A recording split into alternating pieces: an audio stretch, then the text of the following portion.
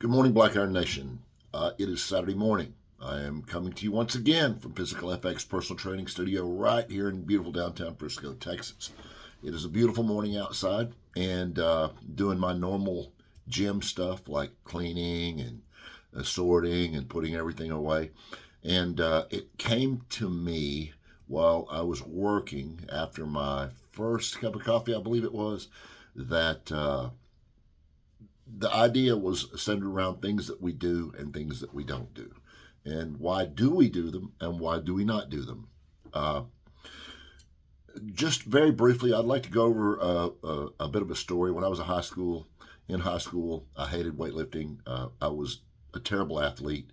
I only cared about running around with my buddies and chasing girls and drinking a little bit of beer here and there and doing odd jobs. And that was all well and good.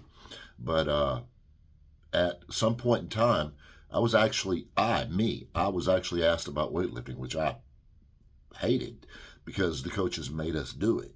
Love my coaches, hated training.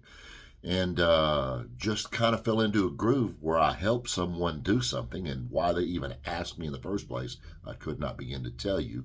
But that led to a string of events that put me in a situation where I talk about my friend Gary's house, his grandmother's old house. We worked out on her back porch with acquired equipment. We're just going to leave it at that on how we acquired it. But we started there and just branched out. And I did go to college for a couple of years. I was also a terrible student, just to make that perfectly clear. And had gone to a gym in a town nearby, walked into the living room, and a bunch of my father's friends and he were sitting there and talking about work, things they did. And my father asked me where had I been, and I said, "Well, Dad, I've been working out." And he goes, "Why you want to do that?" I said, "Oh, I like it." I said, "I'm going to be a world champion." He goes, "You are going to get muscles between your ears."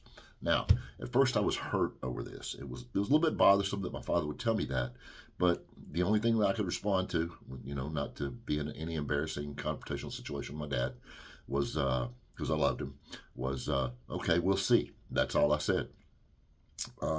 Move forward to probably about 1980, which was not that long afterward. First bodybuilding show, did very well, more than myself or anyone else expected for that matter, and was totally hooked on the concept.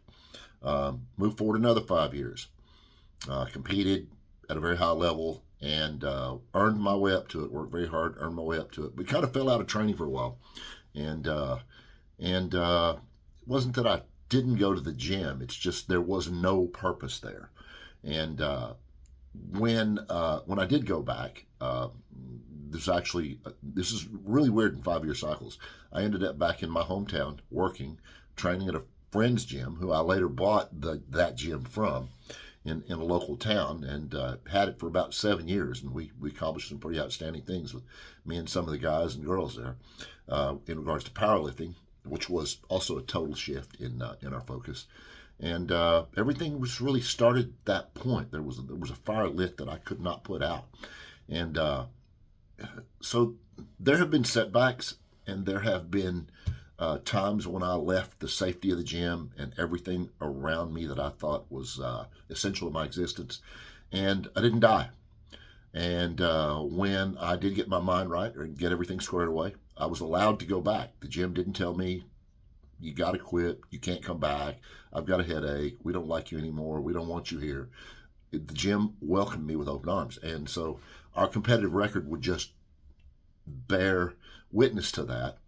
And so my point is, for whatever reason you've tried a program and then failed or not completed that program for whatever reason, because life gets in the way. We all know that. What is keeping you from stepping back into that arena in some form or another? And we have to also think, I'm 65 now, and we have to consider that our age, nature takes care of the young. It doesn't take care of us as we get older. We have to take that responsibility for ourselves.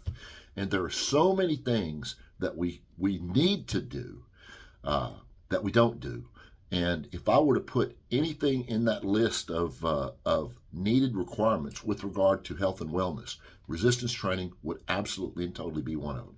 It's true for girls. It's true for guys. It's true for men in menopause. It's true for women in menopause. It's true in post this, post that, in the way we eat. Because if we want to maintain a quality of life, it's not going to come without effort, because nature is going to hit us with everything it can possibly hit us with. So we have to take our fortitude, whatever you want to call it, we have to move forward into that arena and challenge nature.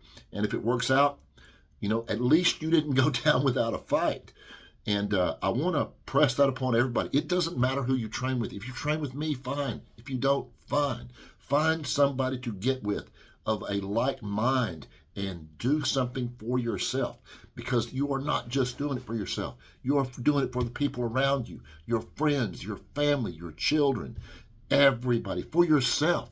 Because how many of us have sit there and said to ourselves, I don't mind staying around a while, I just don't want to be a burden to anybody. Well, that's me. And I'm not just speaking for myself. I know, because I talk to people every day and they say the same thing. So guys, look, call me. This is Facebook, YouTube. I don't care. I don't want money for this. Let's see what we can do for you. Let's see if we can put you on track for something. Let's see if we can motivate you to do a little something extra. Not just get by, not just survive, but actually try and make an attempt to get to a higher point of existence than we currently are. I promise you, the transitions that will take place, not only in your physical body, but in your mind, will be they will amaze you.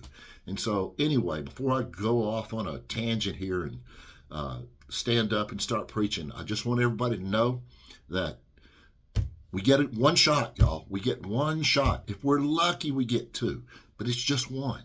So reach out to me, reach out to somebody.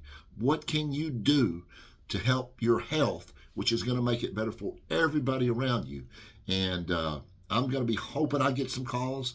I'm going to be hoping I get a text message here or there. I'm going to hope that somebody looks at this video and goes, hey, you helped me. Because trust me, down the road, I have been so many people helping me. And I want to extend that back to the community, to my friends, to people I care about. And let's make an effort, guys. Let's make an effort. Feel something inside yourself that makes you want to reach out and do something extra, something special. Love you guys. Have a great weekend. And I'm going to get off this thing before I lose my mind, because I got work to do. So be blessed, people. Thank you very much for listening to my videos. Like and subscribe. I hope to hear from you soon.